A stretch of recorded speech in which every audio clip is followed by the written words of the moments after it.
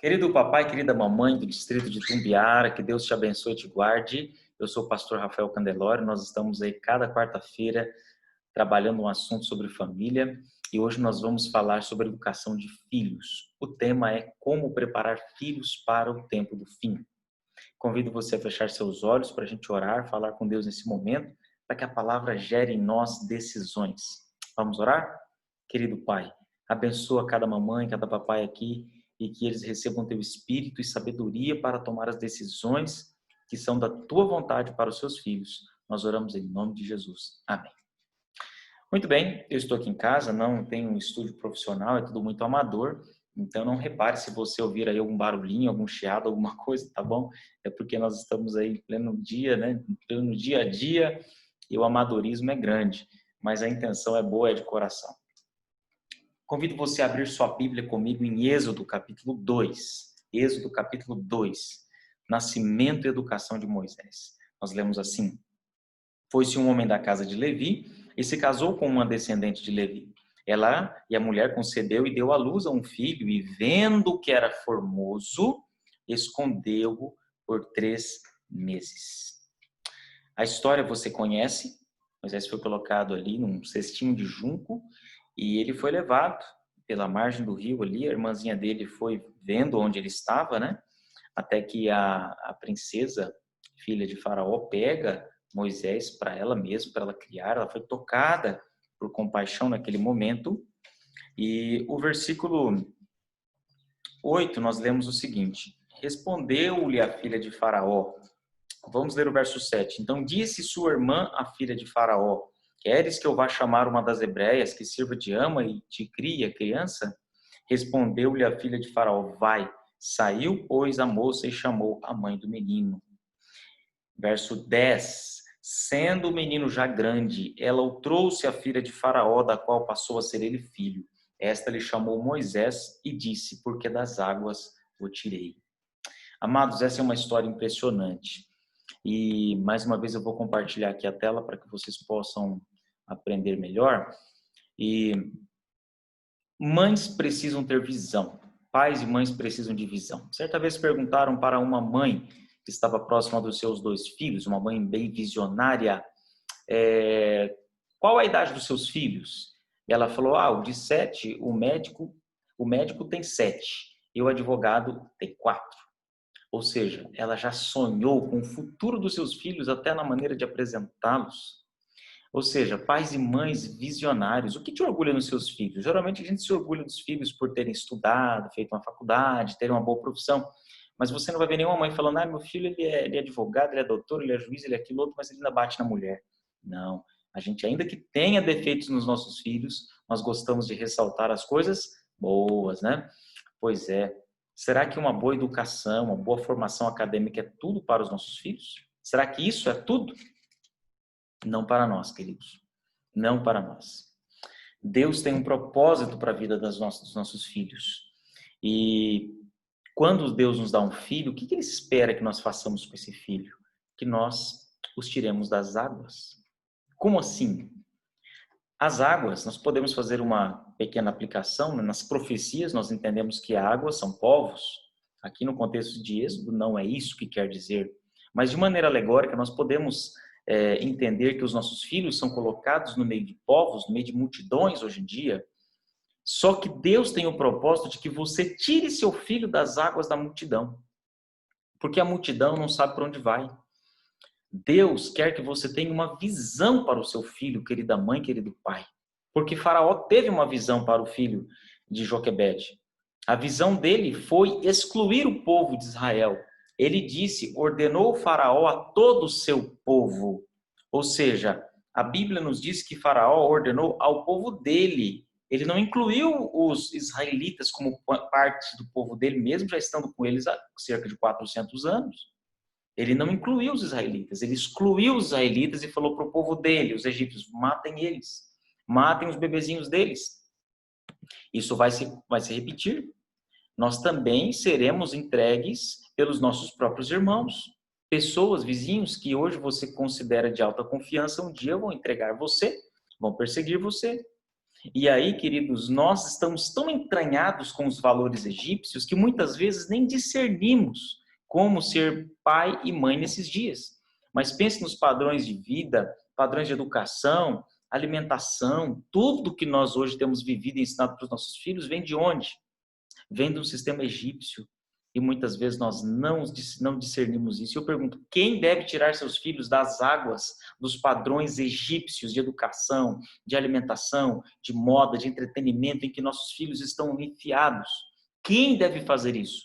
É você, pai, é você, mãe. Não é professor, não é diretor de clube, não é pastor, é você, pai, e você, mãe. A visão daquela mãe salvou o menino. A Bíblia diz que ela viu que ele era formoso. Ela olhou o futuro desse menino. Ele era um bebê, mas ela enxergou nele algo mais do que um bebê. Patriarcas e profetas nos diz que Satanás foi o instigador daquela perseguição aos bebês. Ele sabia que um libertador deveria se levantar dentre os israelitas. Ele falou, vou matar todo mundo para que esse libertador não viva. Aquela mãe enxergou o contrário. Ela ousou acreditar que seu filho teria um futuro, por mais que ela não soubesse que ele seria o libertador, mas ela acreditou. Ela acreditou. Enquanto mães entregaram seus filhos para os soldados jogarem nas águas do Nilo, aquela mãe protegeu seu filho, porque ela teve visão.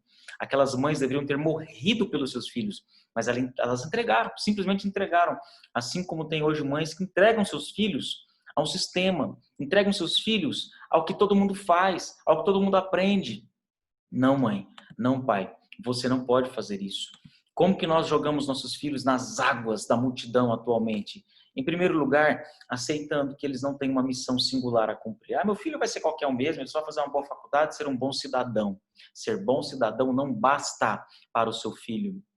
Ele precisa ser um missionário de Deus, ter um propósito na vida. E um segundo fator é não discernir o tempo em que nós vivemos.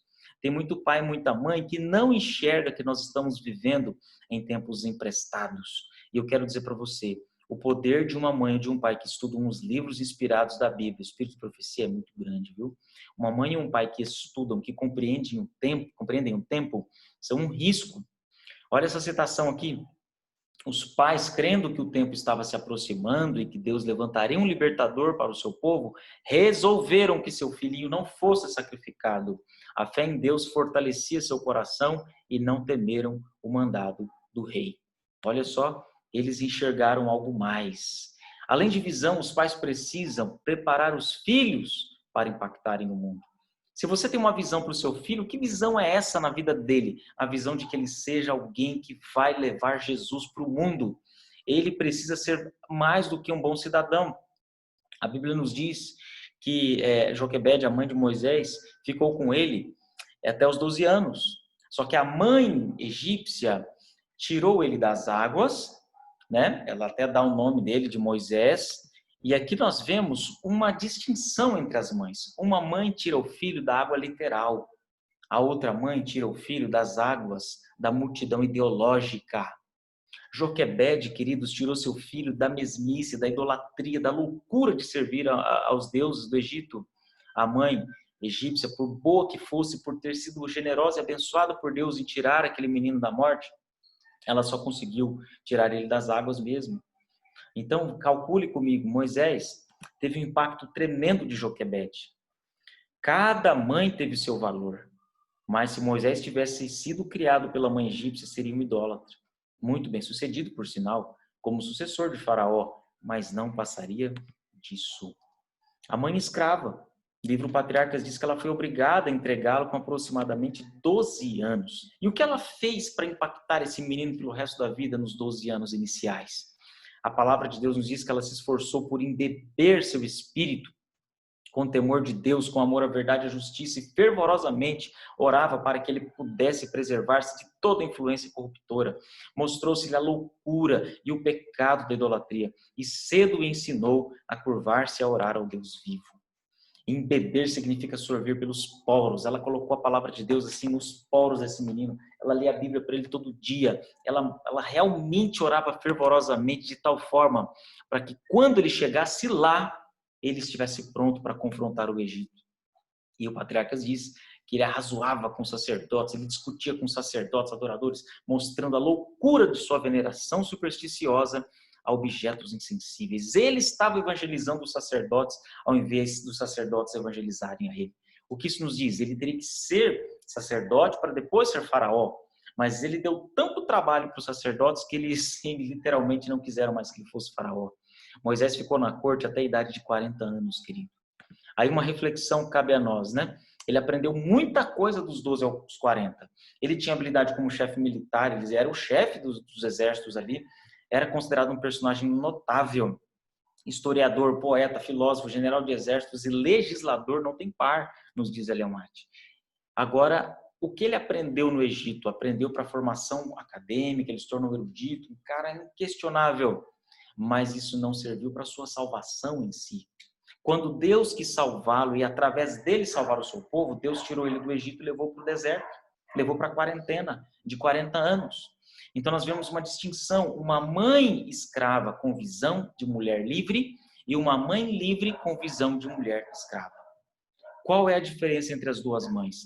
A mãe escrava pode ser pobre, ela pode não ter recurso financeiro, mas ela educa seu filho na palavra de Deus para ser um missionário. Ela embebe o coração do seu filho com os heróis da Bíblia, com orações e súplicas.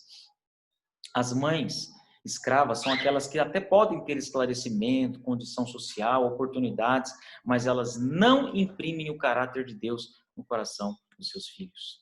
A pergunta é: qual mãe você é? Uma mãe está presente, outra mãe dá presentes. Que tipo de mãe você se considera? Sabe, queridos, é nos dito que Satanás foi derrotado em seu propósito. O mesmo decreto que condenava as crianças hebreias à morte tinha sido encaminhado por Deus de tal modo a favorecer o ensino e a educação do seu futuro chefe, do futuro chefe do seu povo. Ele foi realmente um bom chefe com a educação que teve no Egito? Sim, porque agregou conhecimento. Mas é um conhecimento que não o salvou. O conhecimento de salvação é dado na palavra de Deus. Nós entendemos claramente que Deus não despreza a formação, a graduação, o sonho de todo pai de que seu filho aprenda a falar línguas, tocar instrumentos e línguas que eu falo assim, línguas, você entende, né? Idiomas. Não é desprezível a sua intenção de querer educar os seus filhos. Isso aí é legítimo, mas não se esqueça que isso não vai salvá-lo. Ele precisa de estar aos pés de Jesus. Ele precisa aprender de Jesus. Precisa ver pais orando com ele e pais orando sozinho na comunhão pessoal com Deus. Ele precisa encontrar em você, papai e mamãe, uma inspiração para a vida dele. O poder de um pai e de uma mãe é muito grande. Conta-se a história de que Nero, quando assumiu o poder, tentou matar a sua mãe Agripina algumas vezes, porque ela tentava tomar o poder, né?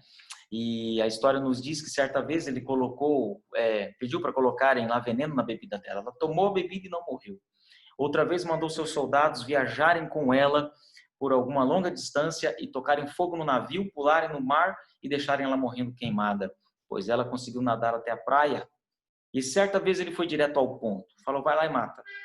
E um dos seus soldados foi lá com a lança na mão e quando ia cravar nela, ela pegou a lança e falou: coloca na minha barriga, porque foi daqui que saiu Nero. Calcule o poder de uma mãe para o mal, é muito grande, né? Mas provavelmente você também tem ouvido falar na Dona Sônia. Aliás, na Dona Sônia você não ouviu. Você ouviu falar no Ben Carson, não ouviu? Ben Carson é uma inspiração para todos nós. Neurocirurgião norte-americano, adventista, muito fiel na área de pediatria e com uma história incrível, foi até pré-candidato aos Estados Unidos, da presidência. Mas a mãe dele foi a Dona Sônia. A Dona Sônia que colocava ele para ler toda semana, para estudar, insistiu na juventude dele para que ele fosse temente a Deus. Amados, amadas, que tipo de pais e mães nós temos sido? Deus nos chama para tirar nossos filhos das águas da mesmice e da multidão. Que Deus te abençoe e que você cumpra a sua missão. É o meu desejo. Amém.